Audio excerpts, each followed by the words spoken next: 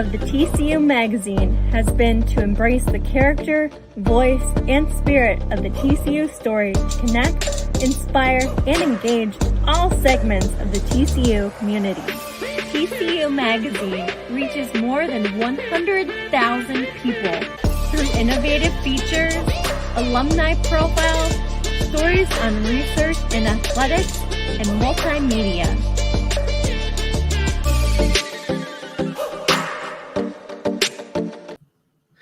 And good afternoon and welcome to the Frog for Life podcast, the live edition. We are so excited that you are joined with us today on your lunch hour. This show is because you're joining us today on your lunch hour. We want to hear from you. Put in the comments what you're doing on your lunch hour. What are you eating? Where are you right now? And so as we go through this lunch hour, we can see what everyone's doing while you're watching us. And then after the show, you'll give us all an idea of what we can do later this afternoon. But thank you for joining us today. The reason you're all here today is because of our great guest, Caroline Collier. She is the editor of the TCU Magazine, and she is a TCU alumna herself, so we will welcome her to the podcast now. Caroline, thank you for joining us today. Thank you for having me, Rob. Hi, everyone. Well, again, as this is the Frog for Life podcast, and you're a TCU alumna, as we stated earlier, let's go back into why you came to TCU all those years ago before you got your degree. Okay. Well, we're going to have to start all the way back at the beginning, or even before the beginning, because my father, Richard Collier, is class of 1951, and he is one of the most dedicated and loyal Horned Frogs that has ever existed. And so I was raised with purple blood. I've been going to TCU athletic events since I was 5, probably.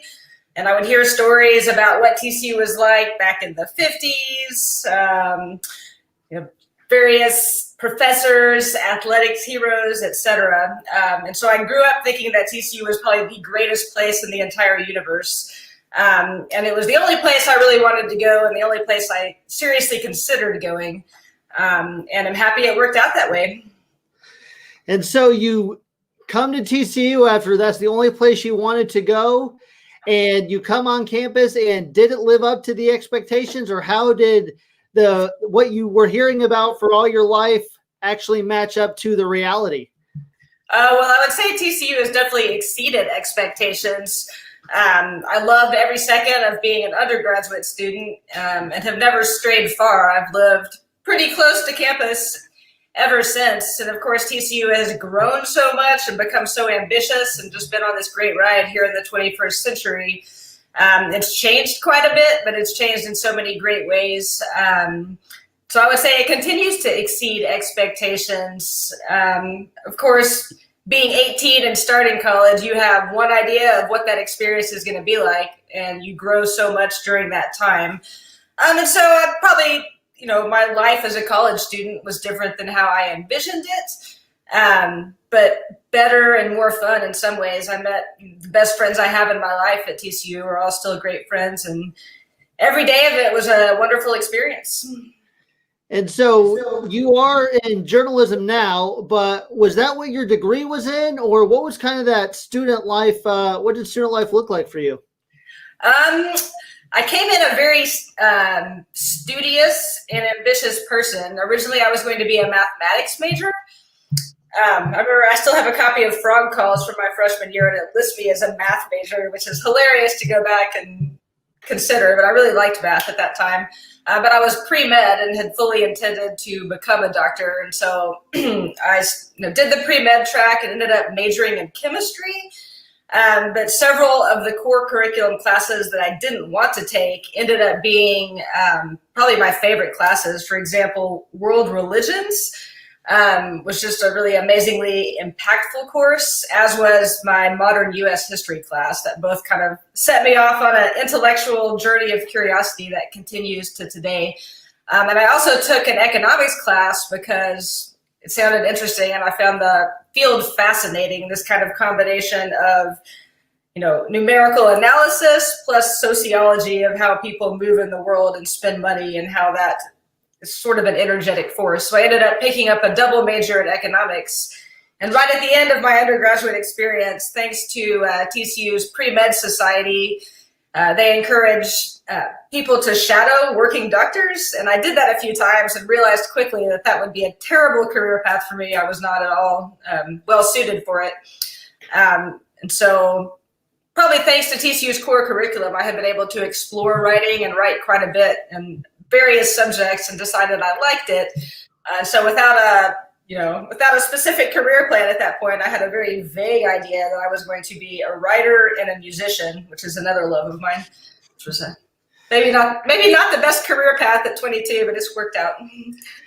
And so you told the story of so many of our fellow alumni and alumni. We do want to hear from you. Put in the comments, what was kind of your academic path? How many of you switched majors 2, 3, 4 times? I was like Caroline. I came in actually as a journalism major.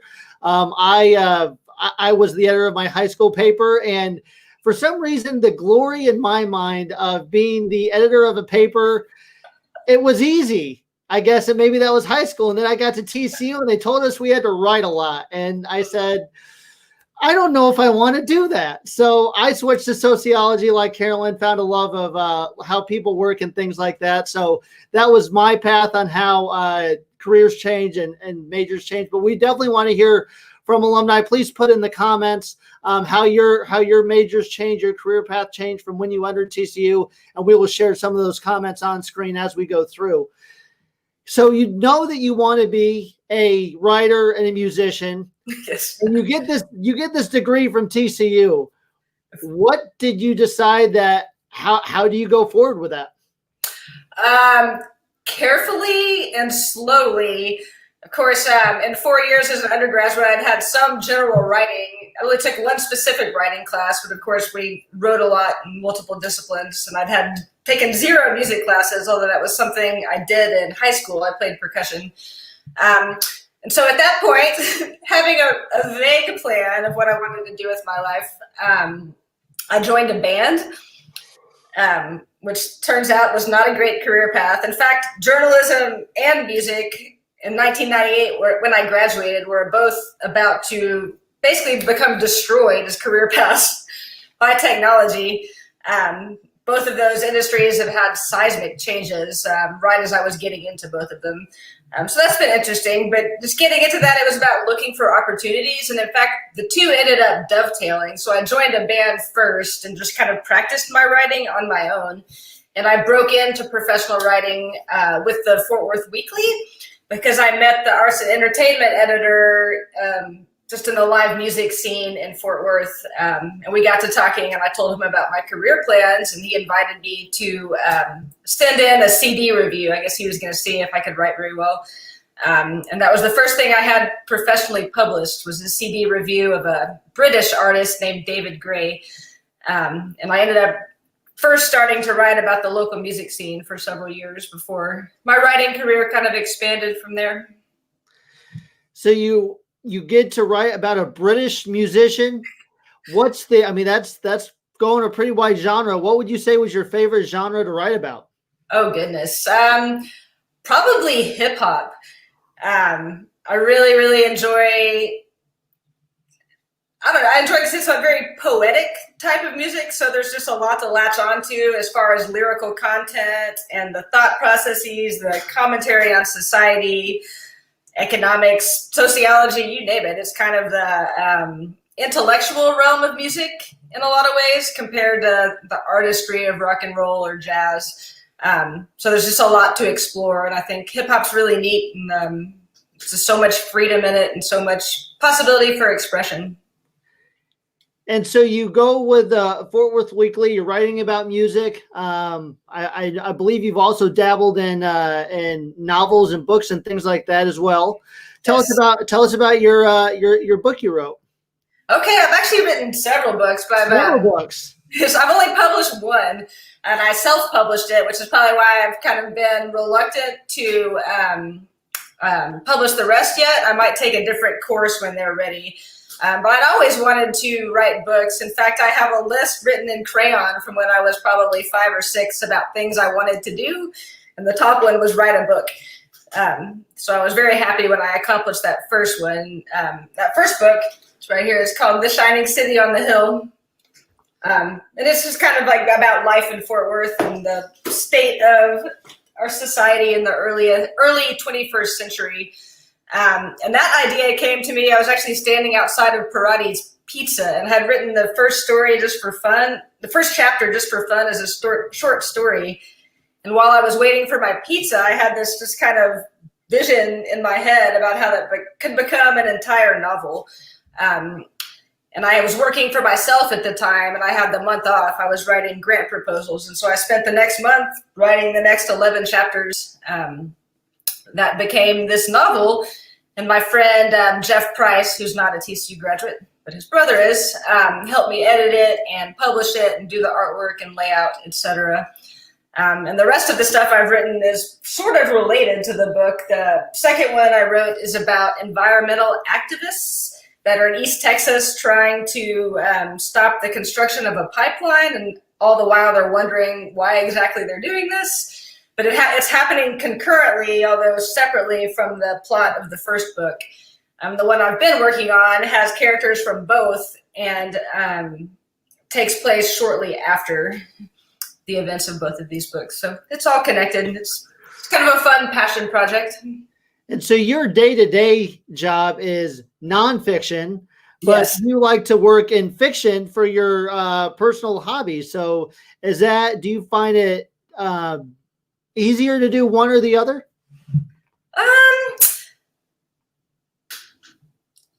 Well, I guess in some ways fiction is easier because you don't have to check your facts and make sure everything's completely accurate. Plus, you're not necessarily telling someone else's story. In the work we do with TCU Magazine, we're either profiling a highly successful alum, and we have to make sure that we're capturing the essence of their life journey, getting our facts right. Or we write a lot about research, which is fun but difficult because if you're writing that story, you have to become pretty conversant in the topic you're writing about, which requires a bunch of background work before you can even interview the professor who's doing the research, just so you can understand and know what to ask and have some sort of idea where the story is going to go. So it takes a lot more work. But writing fiction,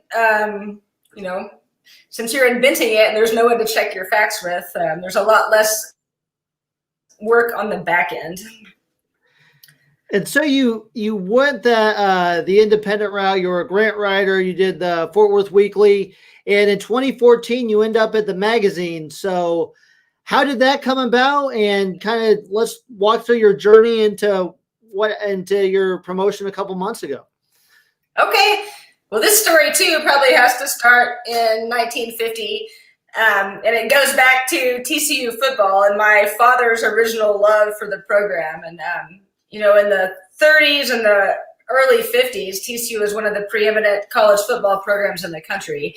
And so I grew up hearing stories about the glory days and tale after tale of these, amazing games and heroic runs. And then, of course, TCU football kind of fell on hard times, but I was a huge fan and had been following the program my whole life. And then, in the early 2000s, when TCU football started getting, really good again, it was very exciting. And I had this whole historical background. So I pitched and wrote a cover story for the Fort Worth Weekly about kind of the return to prominence for the Horned Frogs. And that story did really well. And my former colleague, Rick Waters, who I worked with at the TCU Magazine, read that story. And he reached out to me, and that led to some freelance work. So I started writing for the TCU Magazine probably in 2011, maybe, thanks to that connection. And then my former boss, Norma Martin, took over as editor in 2013. And there was a position that opened up for staff writer. And since she was somewhat familiar with my work because I'd done some freelance work, she had invited me to apply and ended up hiring me as staff writer. And I kind of thought long and hard at the time whether I wanted to go into organizational work or whether I was happy on the independent route. And to be honest, I don't think there's another organization I would have joined other than TCU, but given my lifelong love for the university and my belief in all of the different things it was doing, I decided that would be a good move for me.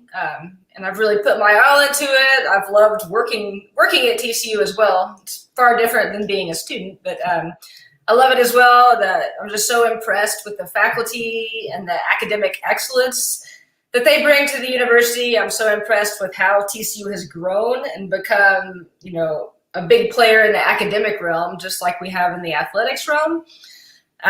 So I've just kind of worked hard, put my all into it. And then I took over as assistant editor in 2017, maybe.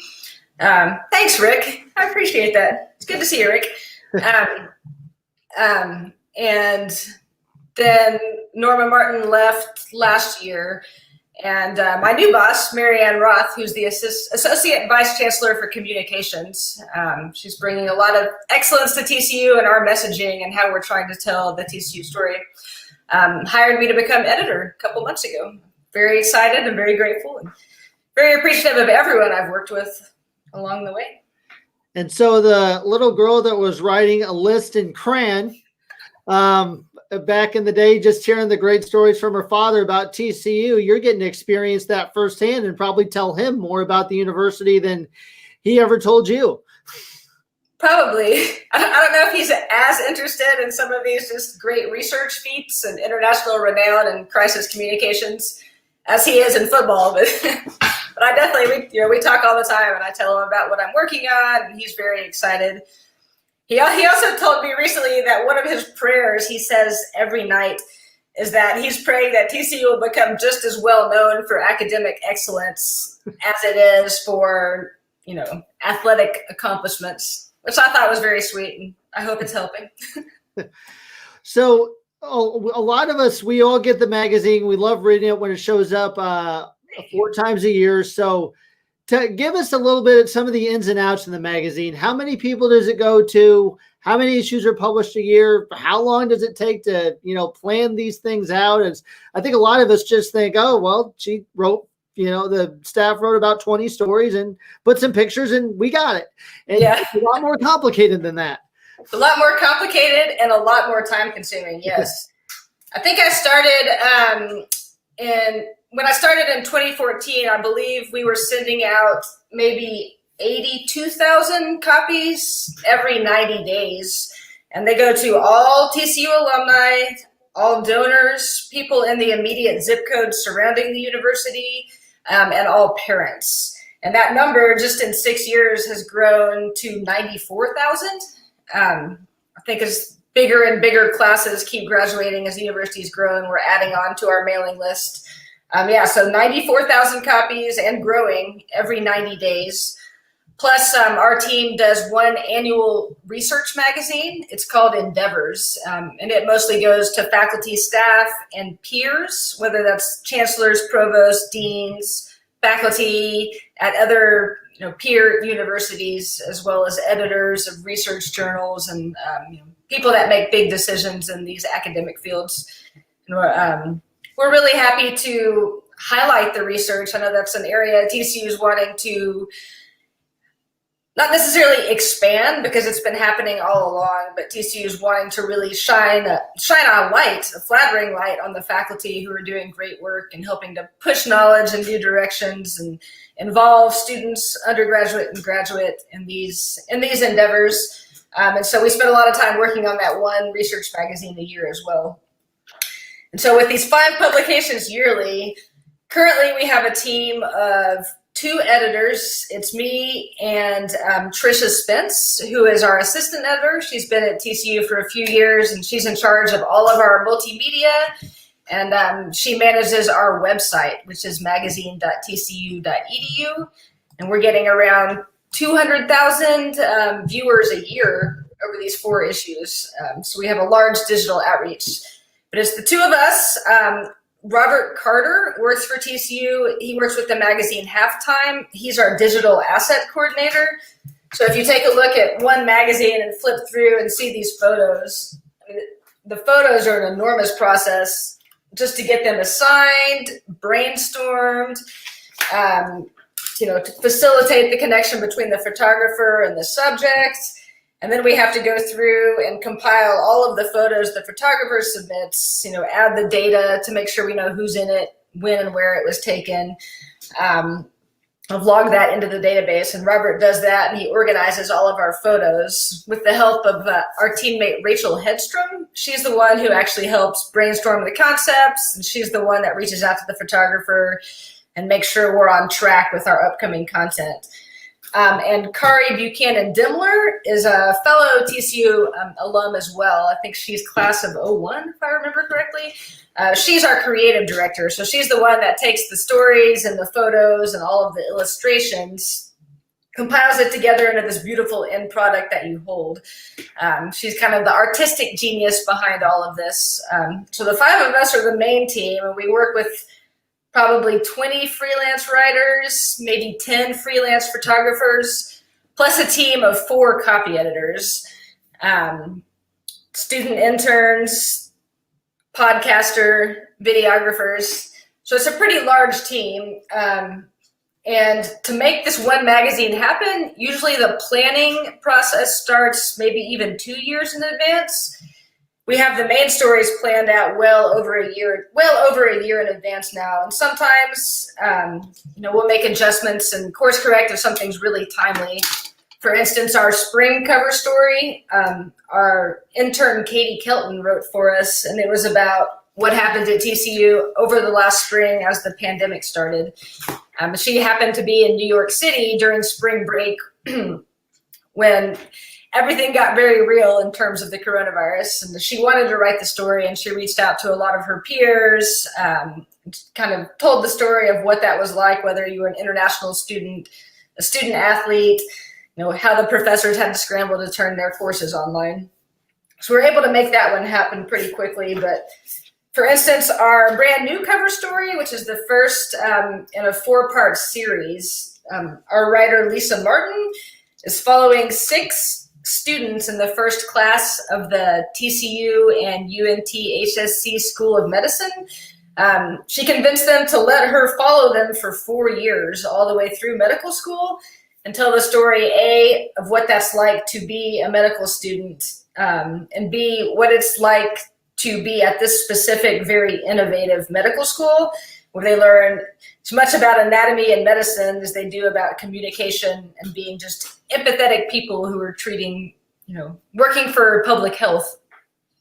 But this story, the idea probably started 2 years in advance. We brought in some outside experts in editorial strategy to talk about how you would build this massive 4-year project, what you would highlight when you're following 6 people. And then Lisa started reporting the story a year ago when that class started last summer. And there were 2 photographers here in this first installment, and they met with the students and went to school with them multiple times. So that's, that one probably is a little more comprehensive, but our cover stories, they usually take about a year to build. Writing a comprehensive story like that just takes so much work on the back end, as far as researching the topic, just understanding what the groundwork is, getting to know the people who are the focus of the story, then kind of finding out what the gem is, why it matters, what it says about the world around us, what it says about TCU, and why this is a special place for a special program. So the writing can take, the better part of a year, plus the photography happens probably in the second half of the reporting as the story is taking shape. And once the story comes in from the writer who spent months working on it, then the line editing happens.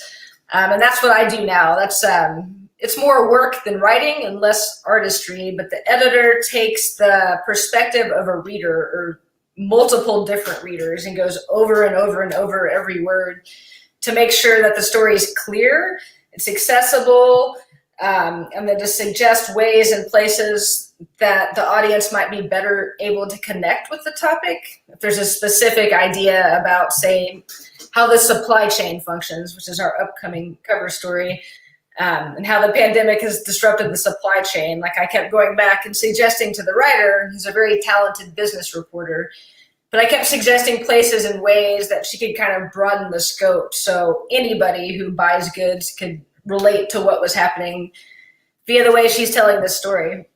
And once the line editing's done, that can be up to 10 rounds of back and forth between the writer and editor. Then the copy editor steps in, and the copy editor works with the writer and the sources to fact check everything, to make sure everything's completely factual, accurate, and also to make sure that every single word complies with AP style, which is the law as far as writing for the public. And it's about as convoluted as the law itself. There's a ruling for everything and every single word. We want to make sure it shines and is as professional as possible.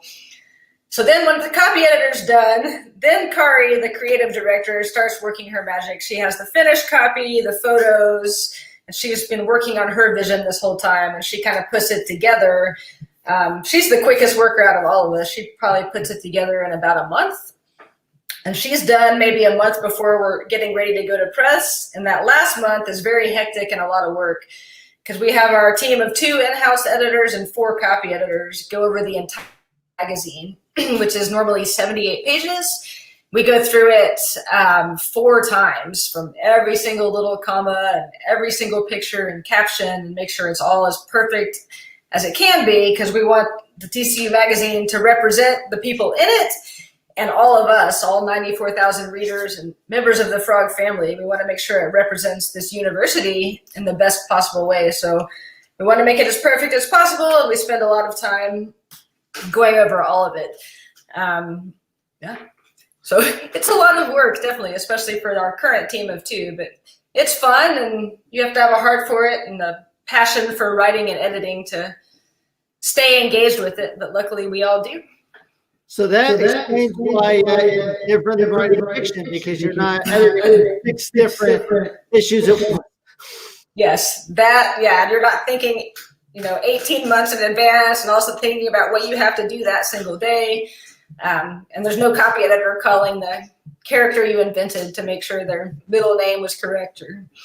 So with this pandemic, obviously everyone's life has changed. How has it changed for you in terms of how you get your stories, how you're able to interview and photograph your stories? So probably the biggest disruption has been photography. We think a lot and strategize a lot, and we work with some just great professional, very experienced photographers. And normally, they think about the perfect setting and the perfect time and the perfect lighting and the perfect scene, whether that's in a lab or someone working in a school.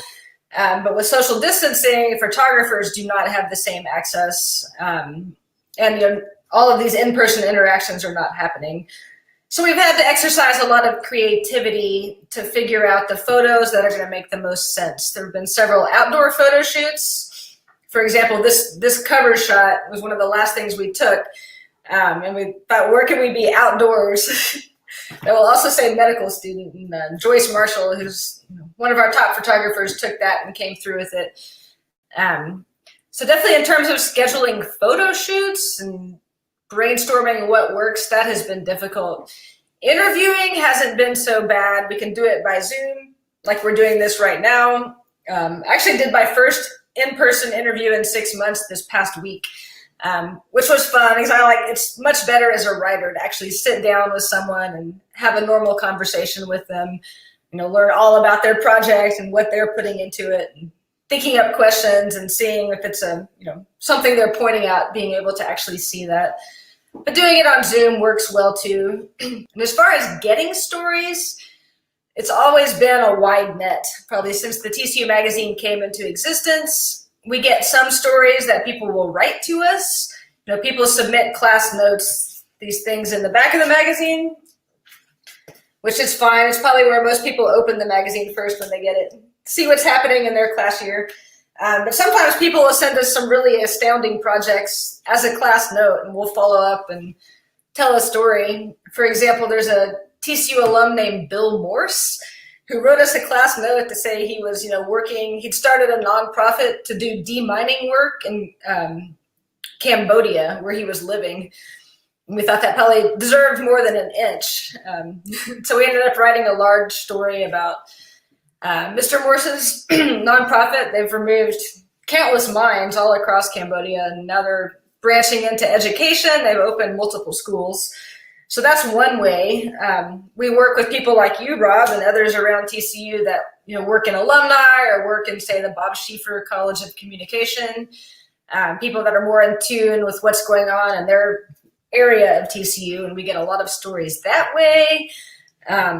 Sometimes one of the editors will come across something, whether that's a similar story in a different publication that we think we can tell in a more TCU-centric or more exciting way, or we'll just come across a tweet or something interesting and we'll follow up. And it's definitely a collaborative, team-like effort to come up with the content and try to make it somewhat thematically appropriate for each issue. We don't want to have every issue a themed issue, although we did do a liberal arts special issue, and we'll have another special issue about TCU's sesquicentennial coming up in another 2.5 years. But we do want to make sure that each issue kind of fits together and maybe explores the same topic from multiple angles.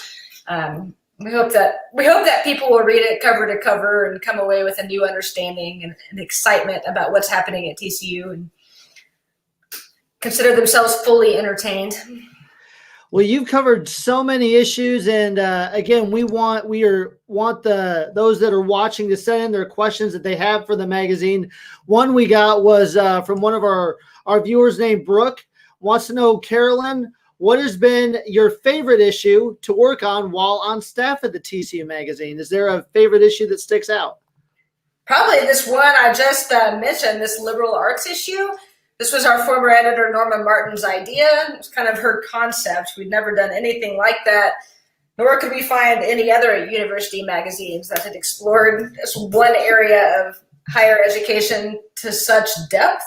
And so we planned this issue for probably 2 years, and we did these color-coded Post-it notes on the wall of our own old office to make sure that we were telling this wide scope, whether it was faculty research or alumni who had, like you, who have liberal arts degrees and are doing something in the business world and how they incorporate that liberal arts education. And that was a really fun one. There are just endless amount of topics and cool stories.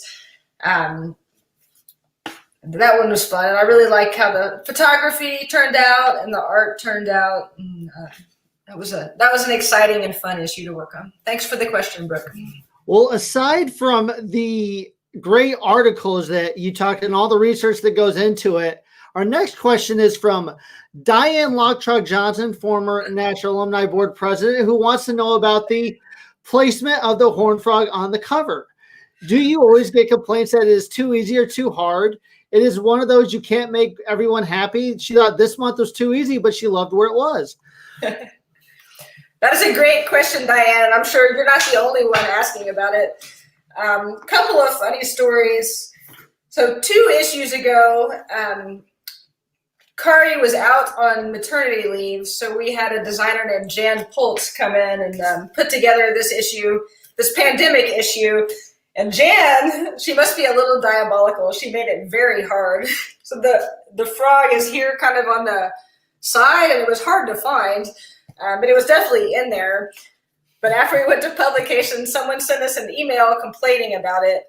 Normally we don't get complaints. We just get people racing to be the first to tell us they found the frog. But there were people sending us emails of complaints about how long it had taken them to find that frog. And there were also threads on various TCU fan message boards complaining about how hard it was. And we got one email from a man in Louisiana. He was kidding, but he was going to warn us that his wife was coming to find us to have it out with us for how hard it was to find that frog. And so in this next issue, if you haven't found it, Kari put it on Sharna. This is Sharna Kennard, one of the medical school students.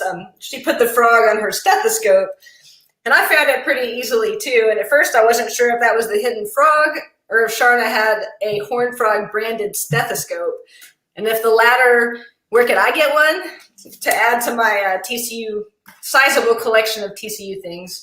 But no, that was the frog. It was a little easier in response to the complaints. But there's actually a funny story that goes along with this last frog. After we've gone through the issue 4 times before publication, Trisha, the other editor, and I split up the book on the last night. And we each do half and just do one last run through to make sure there's not a quotation mark out of place. And this is after a very grueling 2 days of the final proofing. So I went through my half and fell asleep, probably 11, brain exhausted. And I wake up early the next morning getting ready to compile the files and send to the printer. And there's an email from Trisha at about 3:30 in the morning marked high importance, very important. I could hear the panic in her voice that she had not been able to find the frog. I guess because it was different and there's a little different size than normal. So that was funny that Kari even hid it from the internal team. So it's always going to be hard for someone to find the frog. I'm sure we'll have some future tricks up our sleeve, but ultimately hiding the frog is Kari Diddler's. That's her realm, and she's the one that does it. So if you have any complaints in the future, let me know, and I will forward them to her. Well, because we have said we want this to be an interactive show, and there may be those that didn't know to find the frog every time. We thought we would play a game and bring up past issues of the magazine, a few years old, and see if people can find the frog. So we are going to find the frog here. Let's see if people can find this one. We'll give everyone about 45 seconds. Put in the comments when you find it. It's somewhere on there, we promise. This is one of the ones that they go through that absolute fantastic fact checking. So they made sure that the frog is on there. So look through the magazine there on the cover, and let's put in the comments if someone finds it. So when we're thinking about this frog, Carolyn, where are the places is it always on the front cover? Can it ever be on the back or somewhere else? Yeah, actually, this liberal arts issue, Kari surprised everyone, and it is on the back. And yeah, we got a few complaints about that, but it will always be on the cover. We won't forget it, and we won't put it inside anywhere.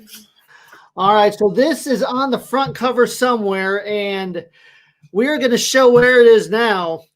So if you're looking on the lower left-hand side by the couches here, it's in this little stripe here to the left of the couches. So that's where that one is.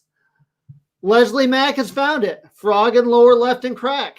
Nice work, Leslie. Congratulations, Leslie. You found the first one. Let's go to our second one here.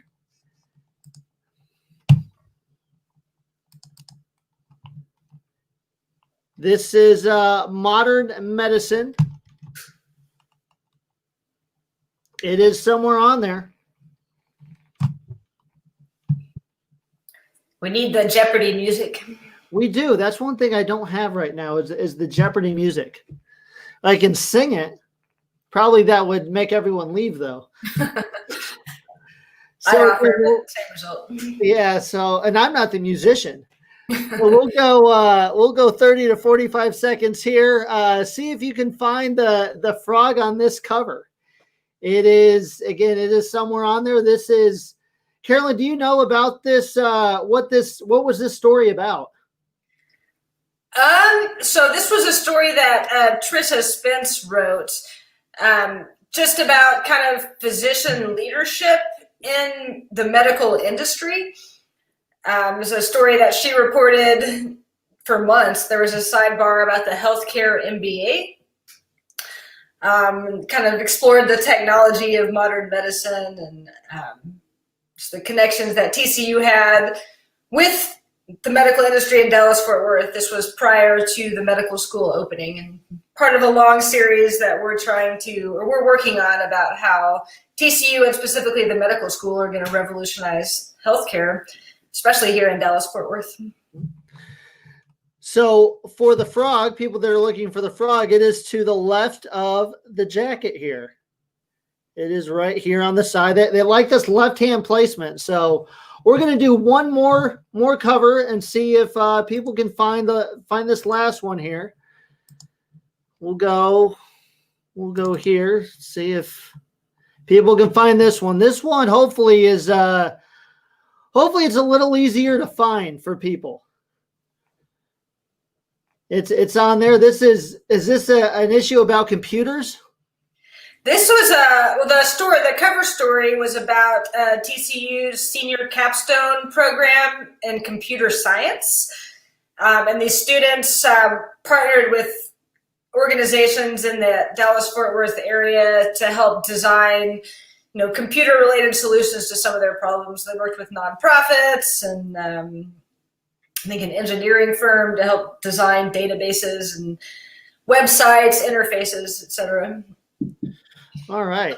So this frog is Leslie Mack. I think she found another one. It is in the center of the upper left keyboard. Leslie's the expert on this. She wins a prize. He does. Sean Dixon has also found the last two. He found keyboard left, and the last one he knew was on the screen to the left of the doctor. So that is fantastic. We also, you were talking about the photography.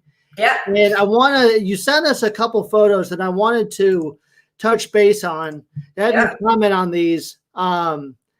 This first one it looks like there's a lady at an MRI machine. So this is Tracy Centani. She is one of the professors in TCU's esteemed psychology department, and she studies dyslexia. We just ran this story recently that our former intern, Mariana Rivas, who's now one of our freelancers, wrote about her research. And Dr. Centani, she helps study where in the brain dyslexia manifests, and based on those results, how personalized instruction for people who are dealing with dyslexia can help them learn, acquire those reading skills, because it shows up differently in everyone's brain. That was Joyce Marshall, our photographer, did a great series with Dr. Centani, and that was one of them. All right, and then I want to show this next one. 1 second. This looks like something else. Yeah, that's so cool. So this is the work of Mark Graham, one of our photographers. And the person in the photo is Nina Martin, who is a professor in the dance department. And this story about Dr. Martin's work was on the cover of Endeavors, that yearly research magazine we do. And she has this amazing project where she's kind of fusing interpretive dance with research in cerebral palsy. This was an interdisciplinary project she did with people in kinesiology and Eric Simonik, who's, I believe, the chair of the chemistry department. And she's basically studying how these best practices in dance and free-form movement can help relieve some of the symptoms for people suffering from cerebral palsy. And Mark took this picture. I guess Dr. Martin had a piece of chalk and this big white piece of paper. It was making a piece of artwork based on her own free-form movement as a dance scholar. And there's a series of photos that I thought were really compelling. And this one was the one that ended up on the cover of Endeavors. All right, we'll show one final one here, and this seems very timely. There we go. Yeah, so this is Joyce Marshall work again. Joyce has a great eye for lighting and for framing. And the person in the picture is Dr. Johnny Nahn, who is a professor in TCU's criminal justice department. And I'm probably going to butcher his title, but I think he's also now the Associate Dean for Graduate Studies. So congrats to him. But this story was in our liberal arts issue. It was also written by a former intern, Zach Martino. And Dr. Nahn did a study in the aftermath of the Boston Marathon bombings, where he was studying how cyber sleuths, people on Reddit specifically, were contributing to the investigation. There were people who were experts in hats or knew, what the hats caught on the street cams, where they might have been purchased, who might be wearing them, et cetera. And so people online were somewhat helping the police in the investigation, but that's a unique area that can be helpful and it can be a problem when these investigations turn into cyber justice. So that was a really interesting story, and I think it's a cool photo that speaks to his research on policing in the 21st century. It is, especially very, very timely especially with everything that's gone on recently. I guess I want to wrap up with this. You said your fandom of TCU goes back to an early age. You've been a student. You grew up loving TCU. Now you work here. You get to interact with so many great TCU alumni and faculty and staff, students. What would you say your favorite TCU memory is? Probably a not surprising one that's shared with everyone that was there, but I would have to say the Rose Bowl for sure. I was there with one of my best friends, and we had seats behind TCU's bench, I think the second row up. And of course, I was just, consumed by the excitement of the day and just the historical significance of TCU getting to that point. They should have won the national championship that year, but still the Rose Bowl victory was just euphoric. One of the top experiences of my life. My friend Jessica Thomas and I drove back. We walked away from the Rose Bowl, got in the car, and drove back to Fort Worth with Christine Trammell, who works with Jessica at Southwest High School. But obviously that's a long drive from Los Angeles, but I was just staring out the window with a stupid smile the entire way. I was just so over the moon that had happened, and I was there to witness it, and history had kind of come full circle. So that was probably my top experience. So there have been many. Hey, there's Jessica. It was the best. We had a great time, and one of the great memories of my life, and be hard to top. I'd love to have a repeat euphoria related to TCU. Absolutely. There'll be the year in some form or fashion. I don't know how it will, but with football season starting in 8 days, we can. Sean Dixon has a story idea for you. He wants to know about African American TCU licensees and unique ways they're using the TCU logo. That's a cool idea. I hadn't thought about that. We had talked about doing a historical piece on the TCU logo and how it's changed over time, and maybe having a sidebar about what the specifications are about how you can use the logo, where you can use the logo. But yeah, I'd love to learn more about what you're talking about, Sean. If you want to send me an email with more details, it's c.collier@tcu.edu. And I'd love to hear more. So is that the best way if anyone that's watching has ideas that they didn't get a chance to share, is c.collier@tcu.edu the best way to send in their story ideas? That's a great way. I check my email pretty frequently. Also, just, an easier and less formal way, you can tweet to us. We're at TCU Magazine on Twitter, at TCU Magazine on Instagram, and I believe Facebook is the TCU Magazine. Yeah. Just get a hold of us over social media, email me, or you can email Trisha Spence, who is in charge of the Comrades Crew, the alumni section, and she also handles the Riff Ram sports section now. And she's trisha.spence@tcu.edu. Hey, Tracy. Tracy's one of my Tracy, and when I first started working at TCU, Tracy Bristol was the creative director and was very creative about so many things and so knowledgeable about TCU's history. She's also a TCU grad and a purple blood horned frog. So hi, Tracy. So that is everything that I have ever wanted to know about the magazine. I mean, 5 issues a year. She's working on all 5 at one time, possibly. Yeah. And I mean, so next time you guys get your magazine in the mail, you definitely need to first find the frog, then make sure you tell people that you found the frog, and then go in through all the stories and just all the great work that the Caroline and the whole staff do. I mean, she said up to 20 people are working on this between photographers, writers, editors, people in the community. There's probably people we haven't even forgotten. The printers. I mean, we all know all the stuff they have to do. The printers are, we send that. Hey, I know we sent to you, but we have an edit on page 3. I need to change that. So Yes. There's so many things that go into it, and we're just so thankful you took the time today to tell us about this. And when's the next issue drop? I know we just have one in the mail, but when's the next one drop? Yeah, so they come out every 90 days, and we're about to start proofing the next one, which you can expect in your mailboxes in early mid-November. I'm really excited about the content. We have the cover story about the supply chain disruptions and about how experts in the Neely School of Business are helping kind of reimagine how parts and supplies flow around the world to become the end products we buy at the store, and how that process can be improved so we're not missing Dr. Pepper or toilet paper next time there's a pandemic.